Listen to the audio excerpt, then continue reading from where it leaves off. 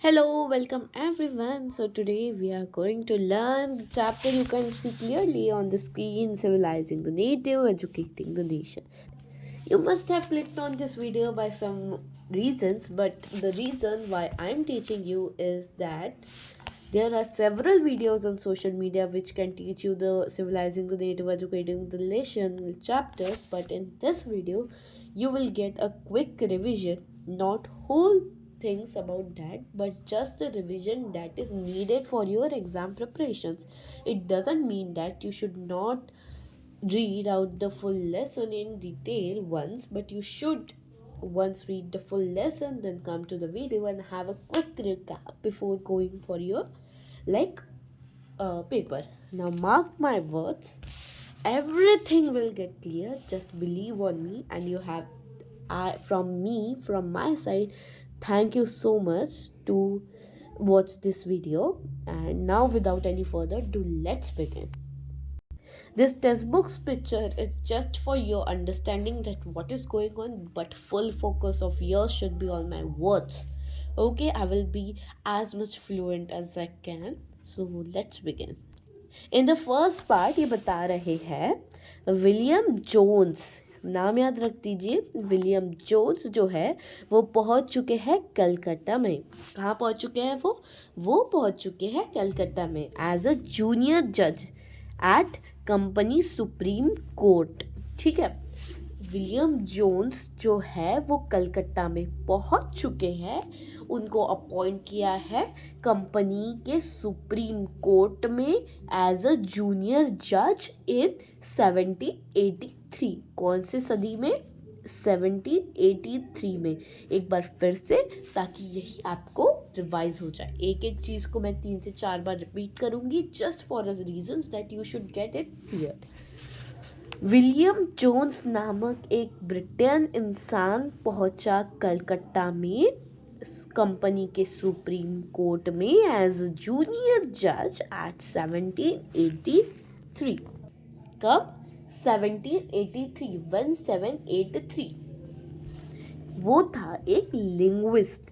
अब लिंग्विस्ट यानी क्या होता है? लिंग्विस्ट यानी ऐसा इंसान जिसे बहुत सारी लैंग्वेजेस की इंफॉर्मेशन हो, वो बहुत सारी लैंग्वेज बोल सकता हो, उसे बहुत सारी लैंग्वेजेस लर्न करने में अपनी रुचि हो। ठीक है, यहाँ पे लिख के भी है, मैं एक बार हाईलाइट भी कर दूंगी।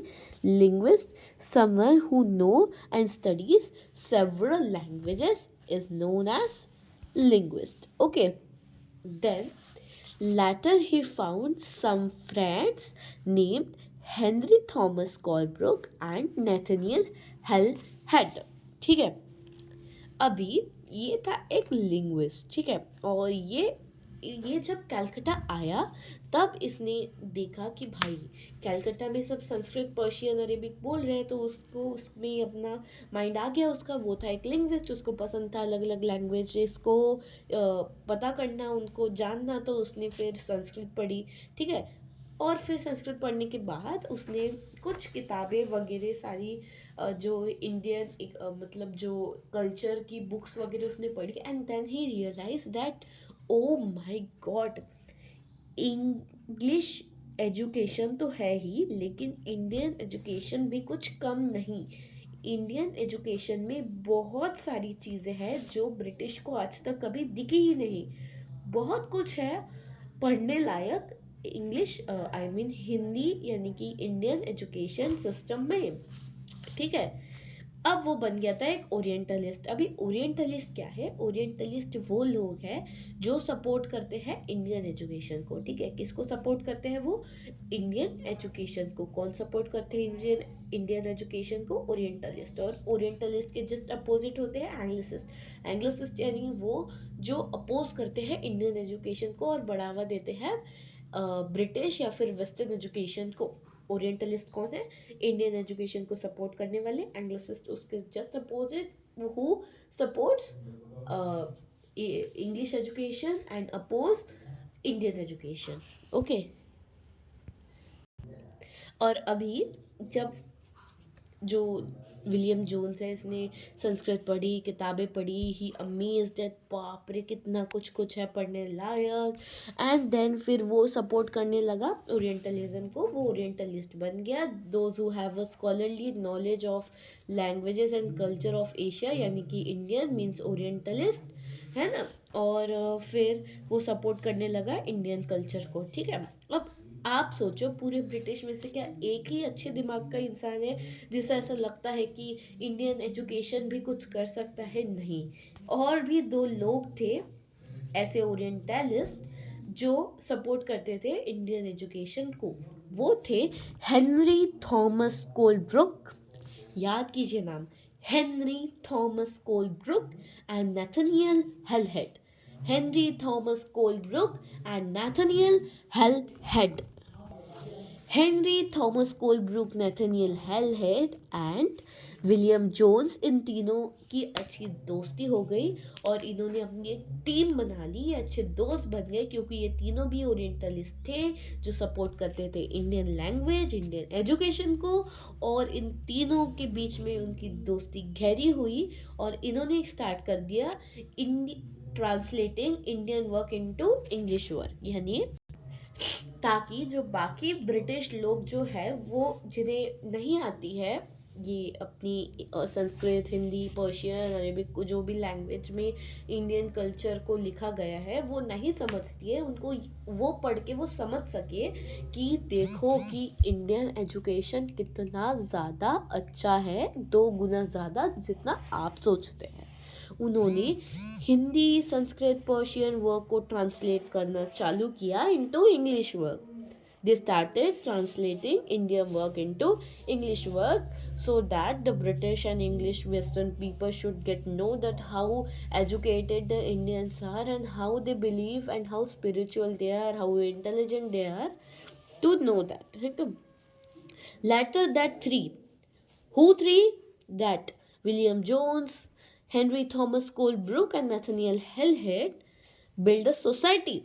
अब देखो भाई, इन्होंने इतनी दोस्ती गहरी हो गई कि इन्होंने एक सोसाइटी बना ली ओरिएंटलिस्ट लोगों की, नेम्ड एज एशियाटिक सोसाइटी। इन्होंने एक अपनी ही सोसाइटी बना ली जो थी एशियाटिक सोसाइटी, ठीक है। एशियाटिक सोसाइटी किसने बनाई? William Jones, Henry Thomas Colebrooke and Nathaniel Halhed. देखो अभी एशियाटिक सोसाइटी तो इनकी बन गई थी, ठीक है। अभी एशियाटिक सोसाइटी बन गई, फिर इन्होंने एक ऐसे कुछ अपना मैगजीन जैसा कुछ तो भी खोला और उसको एशियाटिक रिसर्चर्स करके नाम दे दिया, ठीक है। ये तो क्या उन्होंने क्या किया, सबसे पहले एशियाटिक सोसाइटी ओपन की, देन एशियाटिक रिसर्चर्स ओपन किया, और अभी इसके बाद उन्होंने 2 इंस्टीट्यूट भी खोले, ठीक है। अभी उनको लग रहा था कि ये जो ब्रिटिश पीपल है इनको लाना है, वेस्टर्न एजुकेशन वगैरह वगैरह लाना है, तो सबसे पहले इन्होंने क्या किया, सबसे पहले 1781, कब? 1781 में इन्होंने मदरसा खोल दी कलकत्ता में। अभी मदरसा क्या होती है? मदरसा वो होती है जहाँ पे मुस्लिम लोग पढ़ते, इस्लामिक लोग पढ़ते हैं, मतलब जो इस्लामिक लोगों की स्कूल रहती है उसे मदरसा बोलते हैं।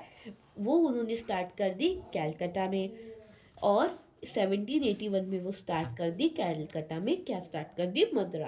मदरसा, ठीक है। मतलब उन्होंने मदरसा स्टार्ट की कलकत्ता में 1781, मदरसा मतलब जहाँ पे इस्लामिक मुस्लिम लोग पढ़ते हैं, ठीक है।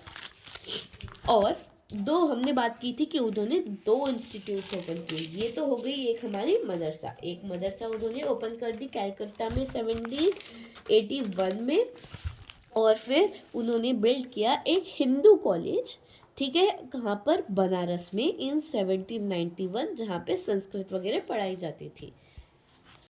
यानी कि उन्होंने एक हिंदू कॉलेज उन्होंने बिल्ड किया बनारस में इन 1791, जहाँ पे संस्कृत पढ़ाई जाती थी। हिंदू कॉलेज खोला बनारस में, संस्कृत लैंग्वेज वहाँ पे पढ़ाई जाती थी, और 1791 में वो स्टार्ट किया उन्होंने, ठीक है। ये सब तो ओरिएंटलिस्ट ने काम किए। अभी एंग्लोसिस्ट यानी कि वो लोग जो अपोज करते थे, उनका क्या कहना था कि ये जो इंडियन जो एजुकेशन है ये बहुत ही अनसाइंटिफिक है, लाइट हार्टेड है, ये बिल्कुल अच्छा नहीं है। उनको बहुत सारे एरर्स दिखते थे इंडियन एजुकेशन में, ठीक है। अभी आपको लग रहा होगा कि भाई ओरिएंटलिस्ट तो बहुत अच्छे थे, वो इंडियन को सपोर्ट कर रहे थे, और ये एंग्लिसिस्ट देखो, ये तो बस इंडियन एजुकेशन के अपोज में खड़े हैं। लेकिन ऐसा नहीं था। ये दोनों भी टीम्स जो है, ओरिएंटलिस्ट एंड एंग्लिसिस्ट, वो हमारे अपोज में ही थी, बस दोनों के तरीके अलग थे। जैसे कि ओरिएंटलिस्ट जो हमें सपोर्ट कर रहे थे, उनका ये कहना था कि पहले हम इन इंडियन लोगों का दिल जीत लेंगे, उनके मदरसा, उनके ही लैंग्वेज में उनको सिखा के, और उसके बाद उन पर हम राज करेंगे। लेकिन एंग्लिसिस्ट का ये कहना था कि हम यहाँ पे किसी का दिल विल जीतने आए नहीं है, हमें उनको बस पढ़ाना है और अपना सर्वेंट बनाना है, हमें बाकी किसी भी चीज़ से कोई फ़र्क नहीं पड़ता। ये थी उन दो ओरिएंटलिस्ट एंड एंग्लिसिस्ट की थॉट प्रोसेसिंग, ठीक है। अभी ब्रिटिश को दिख रहे थे बहुत सारे errors in Indian education system, ठीक है। तो अभी ये एंग्लिसिस्ट में इस चैप्टर में हमें दो नाम सबसे इम्पोर्टेंट है जो बताए गए हैं। एंग्लिसिस्ट यानी कि जो अपोज कर रहे थे, ठीक है, किसको, ओरिएंटलिस्ट सिस्टम को, ठीक है। जेम्स मिल जो थे वो टोटली अपोज में थे, और थॉमस बैबिंगटन मैक्यूले, ये जो दो लोग हैं यही है इस स्टोरी के villain. James Mill and Thomas Babington Macaulay, James Mill, Thomas Babington Macaulay, Thomas Babington Macaulay and James Mill, ये जो दोनों लोग हैं ये सपोर्ट करते थे ब्रिटिश एजुकेशन को। किसको सपोर्ट करते थे? ये ब्रिटिश एजुकेशन को ये दोनों सपोर्ट करते थे। जेम्स मिल जो था वो कहता था कि यहाँ we didn't study to win someone's heart, we should study scientific and practically.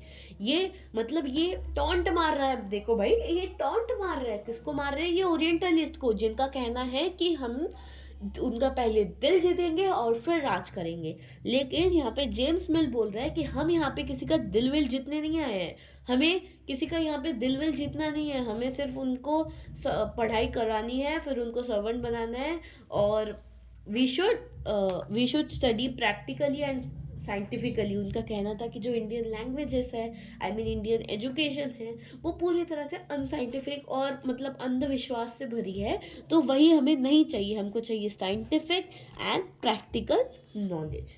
ये कहना था जेम्स मिल का। किसका कहना था? जेम्स मिल का ये कहना था।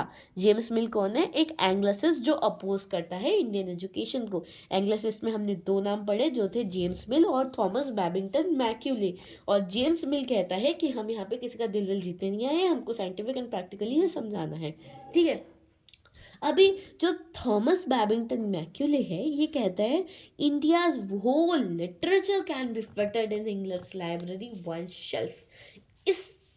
इस कमीने का ये कहना है कि जो इंडिया की नॉलेज है, इंडिया का लिटरेचर है, ये पूरा जो लिटरेचर है ये यूरोप की एक अच्छी लाइब्रेरी के एक शेल्फ में आने, मतलब एक शेल्फ में मा जाए, इतना ही है और कुछ भी नहीं है इंडियन एजुकेशन में। ये किसका कहना है? थॉमस बैबिंगटन मैक्यूले का ये कहना है। ये टेक्स्ट बुक में हमें ऐसे दिया है कि a single shelf of a good European library was worth native literature of India and Arabia. मतलब एक और बात बता देती हूँ कि एक सिंगल शेल्फ में आ जाए इंडिया का लिटरेचर, एक यूरोप की बड़ी सी अच्छी सी लाइब्रेरी के एक शेल्फ में, उतना ही है इंडिया का लिटरेचर। और छोटे और स्पष्ट शब्दों में बताऊं तो यूरोप की एक अच्छी कंट्री का एक शेल्फ में ही जितनी पुस्तकें मा जाए उतना ही है इंडिया का लिटरेचर। ये कहना था थॉमस बैबिंगटन मैक्यूले का। थॉमस बैबिंगटन मैक्यूले था एंग्लिसिस्ट, जेम्स मिल भी था एंग्लिसिस्ट जो अपोज करते थे इंडियन एजुकेशन को, ठीक है। ही आस्क्ड ब्रिटिश, जैसे कि यहाँ पे लिखा ही है, single shelf of a good European library was worth the whole native literature of India and Arabia, ठीक है। ये यहाँ पे हम मार्क कर देंगे, थोड़ा सा हो जाती है बीच में problem, what ever, let's focus. ये हमने यहाँ पे मार्क कर दिया है, ये यहाँ पे है, जल्दी से स्क्रीनशॉट ले लीजिए या फिर लिख लीजिए। अभी ये मैक्यूले ने तो ये सब कुछ बोल दिया कि भाई ये सिंगल शेल्फ और वर्थ और इतना ही लिटरेचर है, ये तो इसने सब बोल दिया। अभी he asked British government to stop Indian education system and start British education system। अभी इसने गवर्नमेंट को बोला कि जो इंडियन एजुकेशन है इसे रुकवा दो और स्टार्ट कर दो ब्रिटिश एजुकेशन को, ठीक है। और इसके ये कहने पर एक एक्ट लॉन्च हुआ। It brings act in 1835। इसके ही बैबिंगटन मैक्यूले, थॉमस बैबिंगटन मैक्यूले के कहने पर एक एक्ट आया इन 1835। एक्ट आया, क्या कहा इसने कि इंडियन एजुकेशन को रुकवा दो और जो ब्रिटिश एजुकेशन है इसको चालू कर दो। इसके ये कहने पर एक एक्ट आया इन 1835 और इस एक्ट की वजह से due to this now only British education was there, English became a medium of a higher education। अभी ये एक्ट तो आ गया 1835 का। अभी इस एक्ट की वजह से सिर्फ और सिर्फ इंग्लिश मतलब ब्रिटिश एजुकेशन था वहाँ पर, और जो इंग्लिश एजुकेशन है वो एक मीडियम बन गया हायर एजुकेशन सिस्टम का। मतलब अभी जो कॉलेज के स्टूडेंट्स हैं उनकी जो बुक्स है वो संस्कृत, इंग्लिश, संस्कृत, पर्शियन ये लैंग्वेज में नहीं होंगी, ये सिर्फ और सिर्फ इंग्लिश लैंग्वेज में होंगी। ये एक्ट आया बैबिंगटन के कहने पर इन 1835, जिसके वजह से जो मीडियम था वो चेंज हो गया था इनटू इंग्लिश, ठीक है। They said that the madrasa and Hindu college are temples of darkness. मतलब जो मदरसा और हिंदू कॉलेज एंड ओरिएंटलिस्ट यानी कि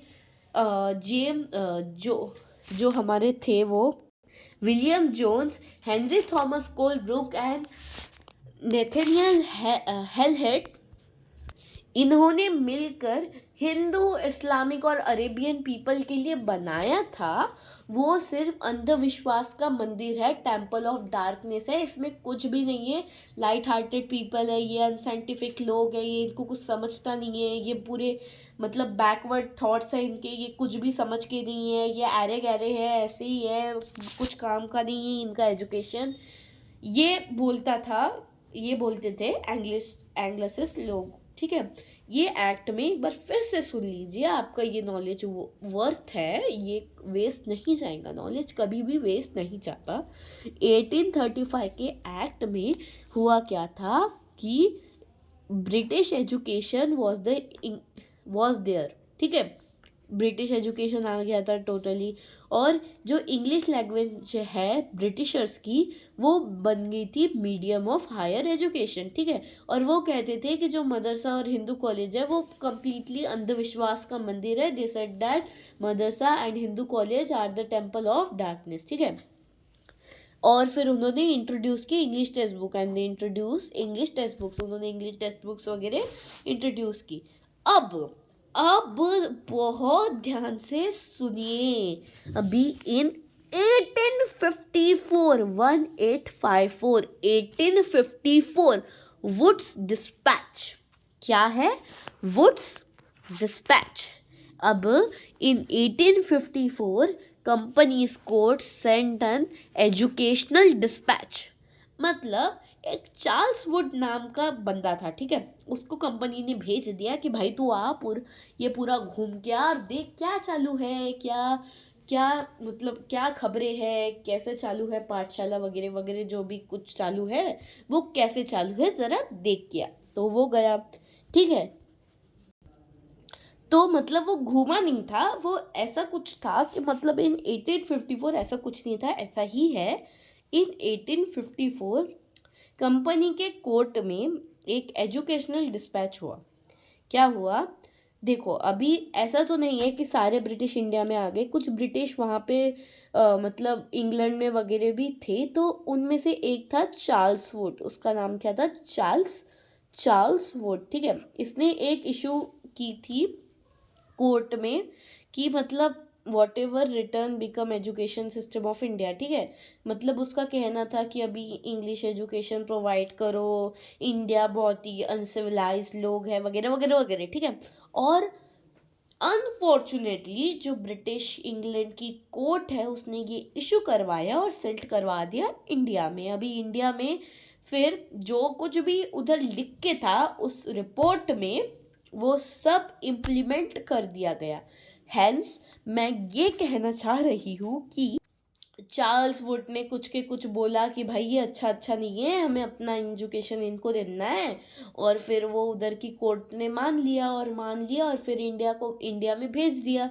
और फिर जो कुछ भी उस इसमें लिख के था वो इंडिया का एजुकेशन सिस्टम बन गया था, ठीक है। अब उसमें उसका कहना क्या था, अभी द डिस्पैच आउटलाइन, अभी वुड का डिस्पैच क्या कहता था, वो कहता था कि यूरोपियन लर्निंग प्रोवाइड करो, ये कहता था वो सबसे पहले। मतलब वो सबसे पहले ये बोल रहा था कि उसको चाहिए यूरोपियन लर्निंग, ठीक है। फिर European education would introduce Indians to western lifestyle, changing their taste and desires. मतलब फिर क्या हो जाता कि वो अभी सीख चुके हैं सारी चीज़ें यूरोपियन लर्निंग में ही, तो अभी उनको लगेगा कि यार मैं ब्रिटिश जैसा होना चाहिए, मतलब बिल्कुल ऐसे अच्छे से कपड़े ऐसे करके चाय पीना वगैरह वगैरह। और फिर वो सारी चीज़ें वो खरीदते और पैसा किसको मिलता, ब्रिटिशर्स को मिलता, है ना। फिर this change would create a demand, फिर ये चेंज जो था वो डिमांड क्रिएट कर देता था किसकी, तो ब्रिटिश एजुकेशन की, है ना। they will get a people who will understand their language, culture, the way of mind they have, later make them civil servant। उसके बाद वो समझ, उनको ऐसे पीपल चाहिए थे who will understand their language, जो उनकी लैंग्वेज को समझ सके, उनके कल्चर को समझ सके, उनका माइंडसेट कैसा है ये समझ सके, ताकि वो उनके जो है सब कुछ हैंडल कर सके। इन शॉर्ट हम कह सकते हैं कि उनको सिविल सर्वेंट वो बाद में बना दे, एक बार उनको एजुकेशन देने के बाद।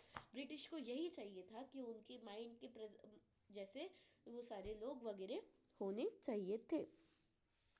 अब आप सोचो कि ये तो हो गए सारे हमारे इंग्लिश एजुकेशन की बात, लेकिन what happened to local school जो चल रही थी। अरे वो जो पाठशाला गुरुकुल थे उनका क्या हुआ जो पहले चल रही थी। तो ये जो पहले जो स्कूल चल रही थी इन सब स्कूल्स का क्या हुआ, तो ये हम देखेंगे अभी विलियम एडम्स रिपोर्ट में, ठीक है।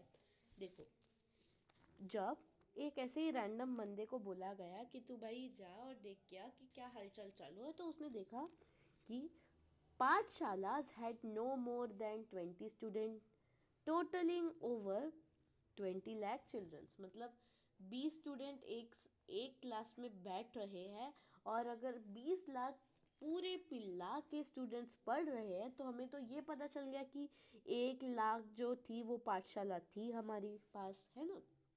फिर उसने पहले ही तो ये देख लिया कि वह pathshalas had no more than 20 student totalling over 20 lakh childrens and total 1 lakh pathshalas were there, ठीक है। Pathshalas were organised by wealthy individuals और कम्युनिटीज और जीनियस गुरुज, ठीक है। मतलब जो पाठशाला थी वो कौन कर कौन सिखाता था पाठशाला में, तो जो वेल्दी इंडिविजुअल्स है, जो अमीर लोग हैं वो सिखाते थे, या फिर जो लोकल कम्युनिटीज़ है वो सिखाते थे, या फिर गुरुज यानी कि टीचर्स वहाँ पे सिखा देते थे। और अभी ये सारी जो चीज़ें मैं बोलूँगी ये सारी वहाँ पे नहीं थी, जो भी अभी मैं बोलने जा रही हूँ ये सारी चीज़ें वहाँ पे नहीं थी क्या, नहीं थी, नहीं थी वहाँ पे। No fixed fees, no printed books, school buildings, benches, chairs, black board, separate classes, roll call register, annual exams, और कुछ रेगुलर टाइम टेबल्स वगैरह वगैरह कुछ भी नहीं थी, ठीक है। Classes were held under trees in village shops और टेम्पल्स और एट गुरुज होम, ठीक है।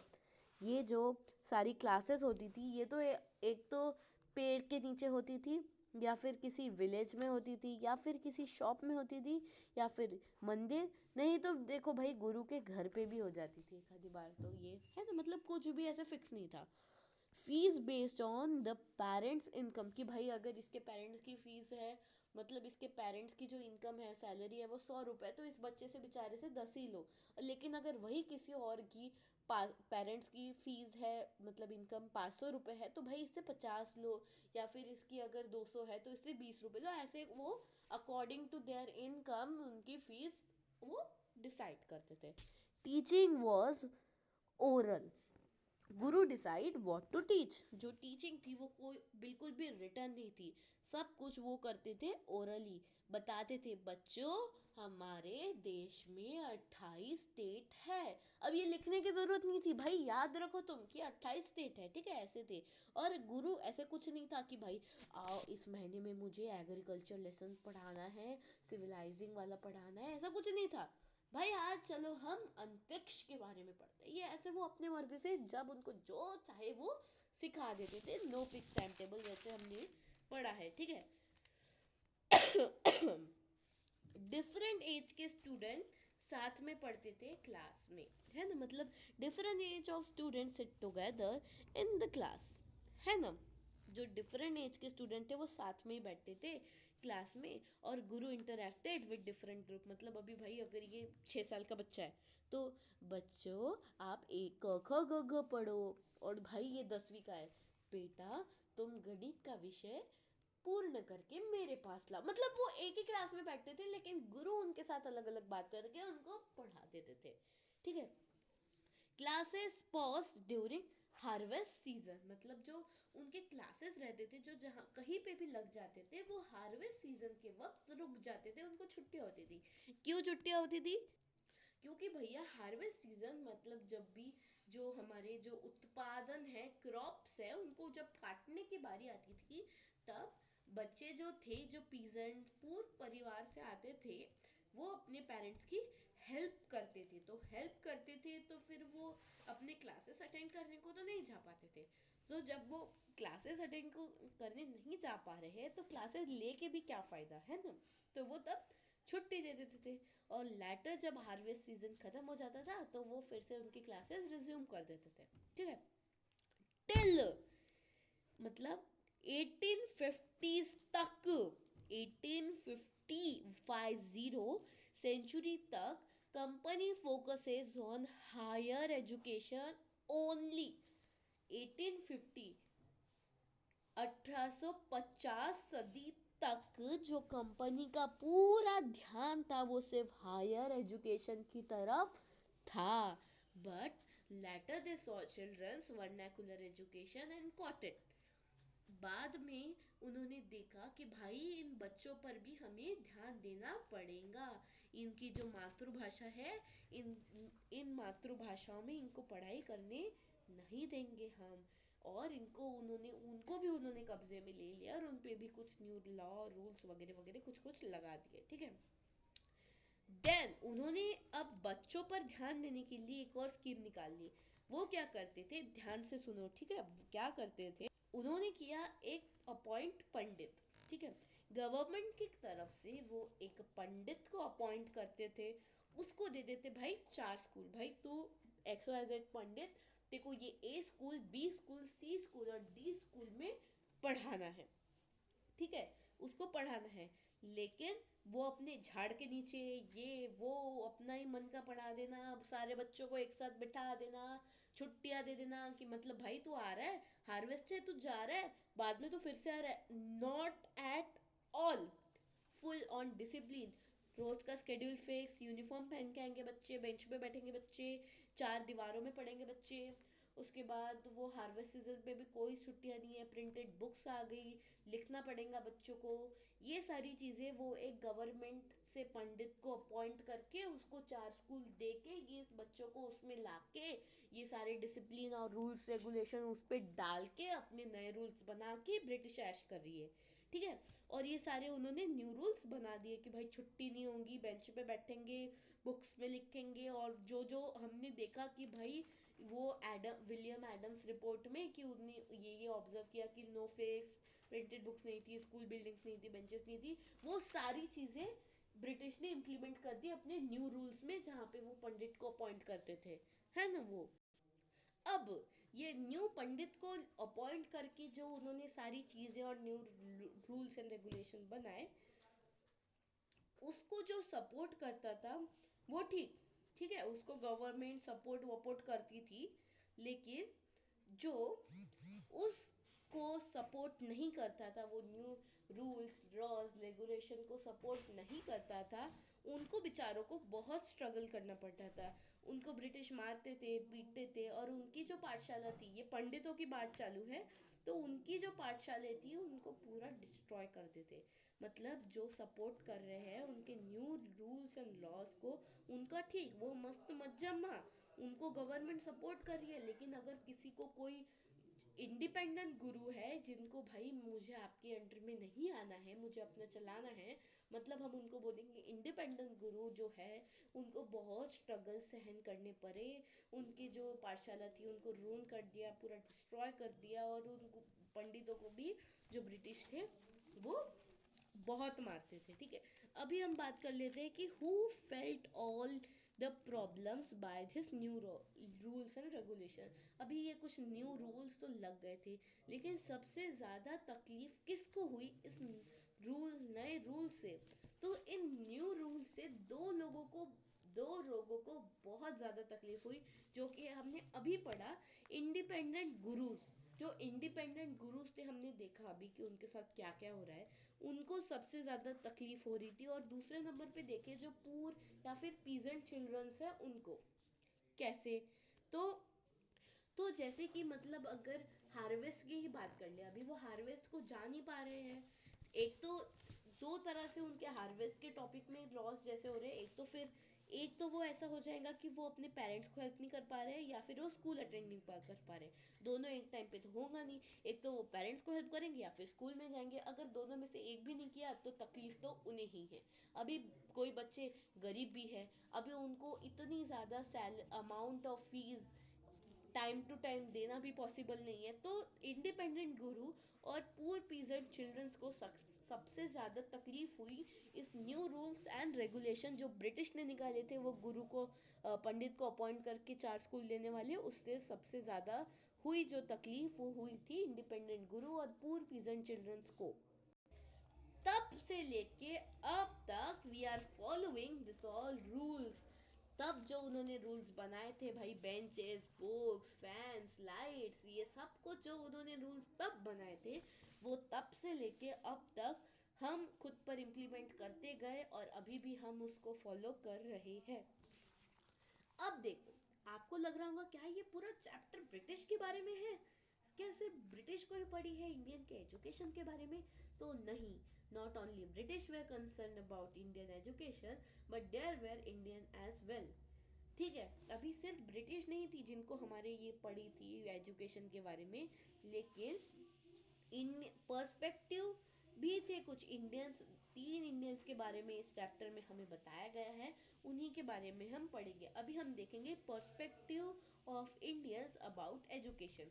सबसे पहले श्री औरोबिंदो घोष का क्या कहना था? ठीक है, he said education should be in vernacular languages but should adopt some good things of western education then combine it and teach to students. उनका बस सिंपली यही कहना था कि हमें दोनों लैंग्वेजेस की अच्छी चीज़ें निकाल कर बच्चों को सिखानी चाहिए। मतलब अगर इंडियन लैंग्वेजेस की XYZ चीज़ अच्छी है और वेस्टर्न लैंग्वेज की ABC चीज़ अच्छी है, तो इन दोनों को ABC XYZ करके मिला के स्टूडेंट्स को पढ़ाने चाहिए। मतलब सारी अच्छी चीज़ें दोनों लैंग्वेजेस से निकाल कर बच्चों को कंबाइनली पढ़ानी चाहिए। ये था पर्सपेक्टिव श्री औरोबिंदो घोष जी का, है ना। अब महात्मा गांधी जी का कुछ अलग पर्सपेक्टिव था। वो कहते थे, he said that should teach in vernacular language as how come possible that someone coming to our country ruling as with their culture instead of us. He said education should start teaching a useful handicraft, should give practical knowledge in vernacular languages. उनका कहना था कि बच्चों को सिर्फ vernacular language ही सिखाइए, ऐसे कैसे हो सकता है कि कोई दूसरे देश से आके दूसरों के देश को पे कब्जा करके हमारे ही ऊपर बैठ के खुद की लैंग्वेज हमें सिखाने के लिए ज़बरदस्ती कर रहा है? ये कैसे हो सकता है और ये क्यों हो रहा है? ये कहना था महात्मा गांधी जी का, ठीक है। उनका कहना था कि बच्चों को प्रैक्टिकल नॉलेज दो, उनको हैंडीक्राफ्ट चक्का कैसे चलाते हैं ये बच्चों को ऐसी चीज़ें सिखाओ जो उनके रियल लाइफ में उनके काम आए, जैसे कि चक्का चलाना सिखाओ, खेती कराना सिखाओ, फिशिंग कराना सिखाओ। ये सारी चीज़ें उनको अपनी लैंग्वेज में सिखाओ और पढ़ाओ, लेकिन खुद की लैंग्वेज में। ये पर्सपेक्टिव था महात्मा गांधी जी का, ठीक है। अब अभी रविंद्रनाथ टैगोर जी का अपना एक अलग पर्सपेक्टिव था। वो उन्होंने एक शांति निकेतन चालू किया था इन 1907। शांति निकेतन चालू किया था इन 1907 में। उन्होंने एक शांति निकेतन चालू किया था, ठीक है। तो ये एक ऐसी स्टोरी है, but it's not a story, it's real life based thing happened with Rabindranath Tagore sir. क्या हुआ था, बचपन से ही उनको चार दीवारों के बीच में पढ़ना बिल्कुल पसंद नहीं आता था। उनका कहना था कि चार दीवारों के अंदर बच्चों की इमेजिनेशन जो है वो छोटी पड़ जाती है। उनको पढ़ने के लिए खुला आसमान, खुला मैदान, खुली चीज़ें होनी चाहिए ताकि उनका दिमाग अच्छी तरह से हर चीज़ को इमेजिन करके प्रोसेस कर सकता है। तो इसलिए उन्होंने एक शांति निकेतन 1907 में स्टार्ट किया, जो जंगलों के बीच होता था। वहाँ पे सब चीज़ें उनको सिखाई जाती थी, लेकिन बस फ़र्क इतना था कि वो जंगलों के बीच में होता था। और यहीं पे हमारा पूरा civilising the native educating the nation chapter complete होता है। I hope you like this video, I hope you learn something from me, and if you learn something or you like my teaching, please like and subscribe. Thanks for watching. Bye bye bye bye.